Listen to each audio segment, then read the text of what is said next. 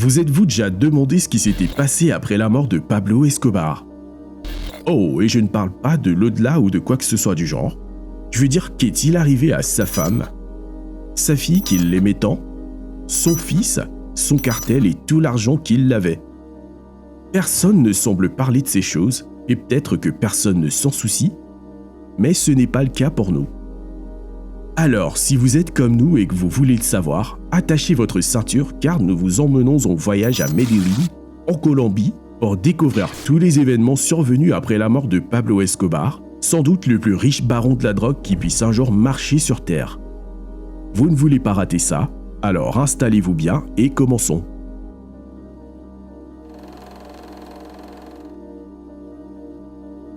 Le 2 décembre 1993, toute l'armée colombienne était à la recherche de Pablo Escobar. Non, c'est faux. La moitié de la Colombie était à sa recherche. Je parle des cartels rivaux, une force spéciale de mercenaires meurtriers appelée Los Pepes, et même sa propre famille. Ils plongeaient tous dans les recoins les plus profonds et les plus sales de Medellín à sa recherche. Bon, faisons une pause. Vous vous demandez probablement ce que je viens de dire, n'est-ce pas? Eh bien, ce que je viens de vous décrire était la dernière heure ou peut-être même les 30 minutes avant la mort de Pablo Escobar. Il s'est caché après que le gouvernement colombien a annoncé son intention de le transférer dans un établissement pénitentiaire standard. Mais Pablo Escobar, étant l'homme têtu et égoïste qu'il l'était, ne voulait pas y aller. À ce stade, le gouvernement colombien et un groupe de paramilitaires qui n'avaient pas peur de franchir les limites de la moralité et de la légalité comme Pablo l'avait fait, ont lancé la chasse à l'homme à l'échelle nationale contre lui. Maintenant, revenons à mon histoire. Pablo, pour la première fois de sa vie, fêtait son anniversaire en dehors de la tradition habituelle de faire la fête avec sa famille. Il avait tellement besoin de parler à sa famille qu'il a décidé de tout risquer et d'appeler son fils. Le gouvernement colombien a pu intercepter l'appel et l'épingler sur la tour de téléphonie cellulaire proche de chez lui. Immédiatement après avoir encerclé sa cachette, ils ont envoyé un convoi de militaires armés avec une seule instruction, tirer sur Escobar à vue. Pablo Escobar savait qu'il avait probablement commis la plus grosse erreur de sa vie. Il a tenté de s'échapper par le toit de sa cachette, mais il l'était trop tard. En quelques minutes, le bâtiment tout entier était occupé par les soldats. C'est ainsi, mes amis, que Pablo Escobar a été retrouvé et finalement tué sur un toit comme un rat, avec son garde du corps le plus fidèle, El Limón.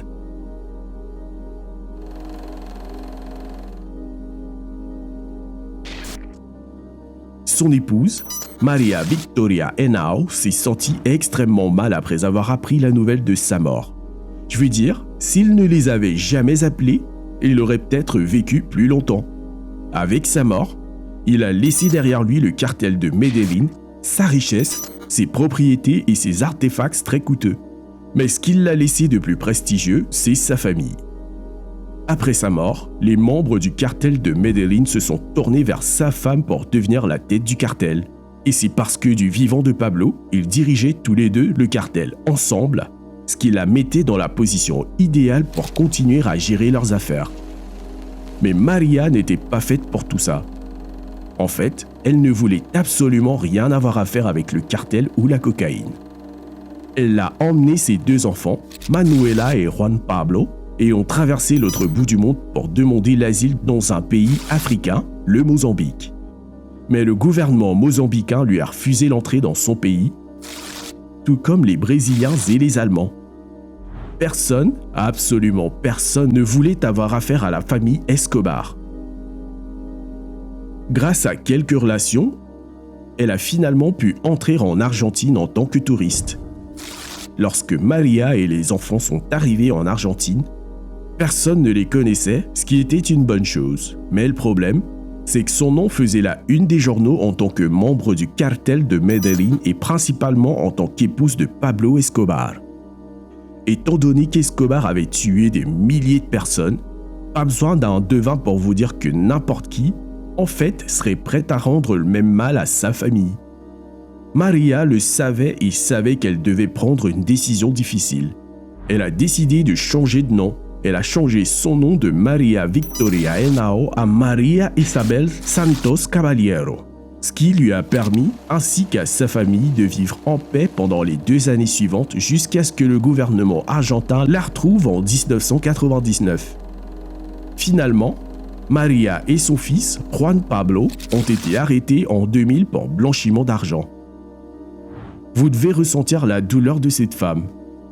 Après avoir subi l'infidélité et les actes narcissiques de Pablo Escobar pendant 17 ans, c'est elle qui a porté sa croix même après sa mort. Elle a été emprisonnée par le gouvernement argentin pendant quelques mois, mais après qu'il n'ait pu établir aucun lien avec elle et son fils dans le trafic de drogue, Maria et Juan Pablo ont été libérés.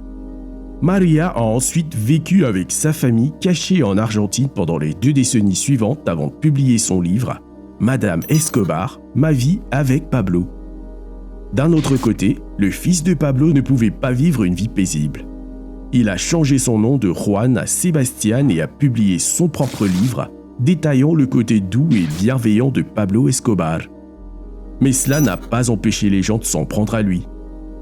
La plupart des Colombiens pensaient qu'il allait réaliser une suite de films d'action en vengeant la mort de son père, mais même Sebastián n'aimait pas les choses diaboliques que faisait son père. Il est allé jusqu'à condamner la série Netflix sur Escobar, Narcos, affirmant que la série glorifiait son père plutôt que de condamner le mal qu'il avait commis. Est-ce le genre d'homme qui voudrait se venger? Certainement pas. Et pourquoi voudrait-on se venger de Pablo? Pablo est responsable du meurtre de plus de 4000 Colombiens. Le plus sinistre de ces meurtres est survenu lorsqu'il a tué plus de 40 filles mineures après que l'une d'entre elles ait signalé à la police les exploitations sexuelles de son cartel avec des adolescentes vierges. Est-ce que vous pouvez y croire? C'est totalement insensé de penser que quelqu'un puisse faire une chose pareille et Sebastián ressentait la même chose.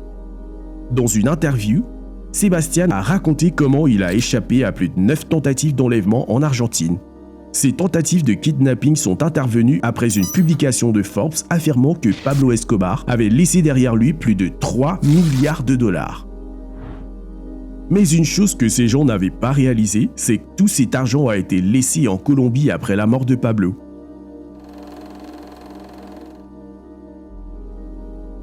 C'est vrai, le manoir de Pablo, d'une valeur de 10 milliards de dollars, la luxueuse prison qu'il s'est construite appelée la cathédrale et plusieurs autres propriétés qu'il possédait ont tous été laissés pourris à Medellín après que sa famille eut fui le pays. Il avait des milliards de dollars qu'il ne pouvait pas déposer à la banque, alors il a adopté une approche différente pour stocker son argent. Je parle de mettre des millions de dollars dans ses meubles, de les enterrer sous terre et de les placer dans des endroits dont je parie que Pablo lui-même ne s'en souviendrait pas.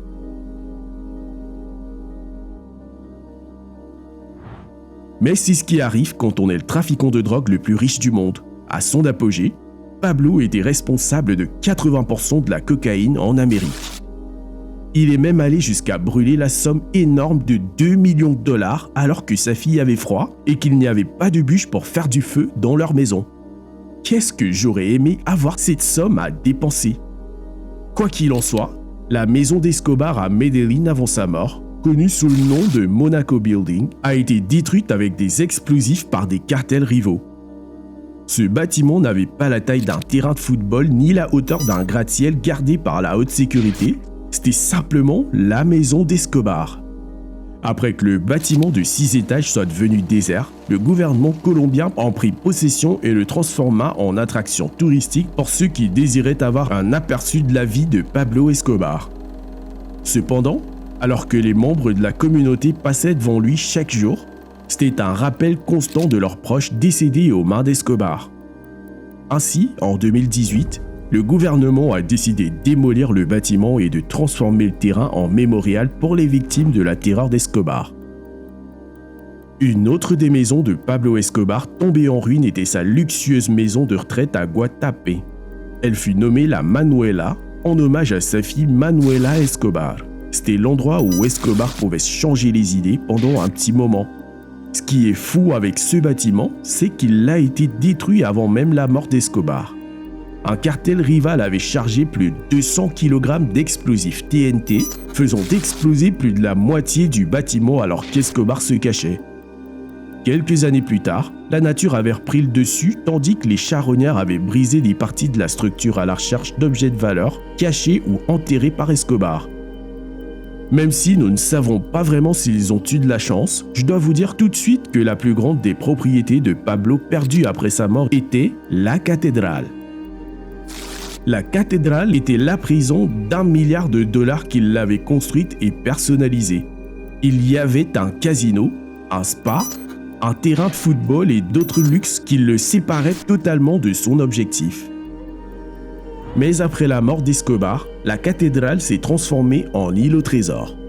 Les résidents des environs entraient et sortaient en masse, cherchant tout ce qu'ils pouvaient trouver et venant de sources externes, des millions de dollars ont en fait été enterrés et cachés à l'intérieur et à l'extérieur de la zone du bâtiment.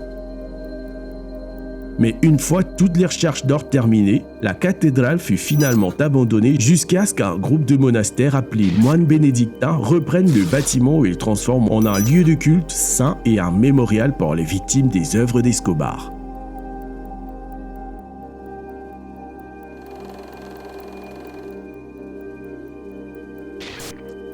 Maintenant, la grande question que vous avez probablement en tête est la suivante. Qu'est-il arrivé à son cartel, le cartel de Medellín? Eh bien, une fois le roi et la reine partis, le cartel tout entier s'est effondré. La plupart des membres ont été emprisonnés tandis que d'autres ont été tués de sang-froid. Quelques-uns des membres restants du cartel ont dû chercher refuge auprès de cartels rivaux comme le cartel de Cali.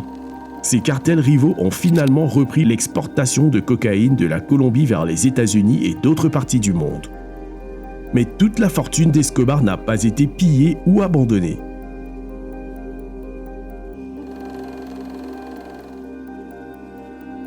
Avant de mourir, il avait construit des écoles, des hôpitaux, des refuges et d'autres infrastructures commerciales pour les habitants de Medellín, tout en massacrant tous ceux qui osaient s'opposer à lui ou défier son autorité. Et cela rendait sa vie quelque peu paradoxale. D'un côté, il l'était vu comme un héros, de l'autre, il l'était vu comme le diable habillé en Prada. Maintenant, je voudrais vous poser la question suivante. Les actions de Pablo Escobar peuvent-elles être justifiées? Ou est-il le diable que tout le monde prétend qu'il l'était? Faites-moi part de vos réflexions dans la section de commentaires ci-dessous. La vidéo qui s'affiche actuellement sur votre écran est tout aussi bonne que celle-ci. Alors, vous voudrez peut-être y jeter un coup d'œil. Retrouvons-nous là-bas.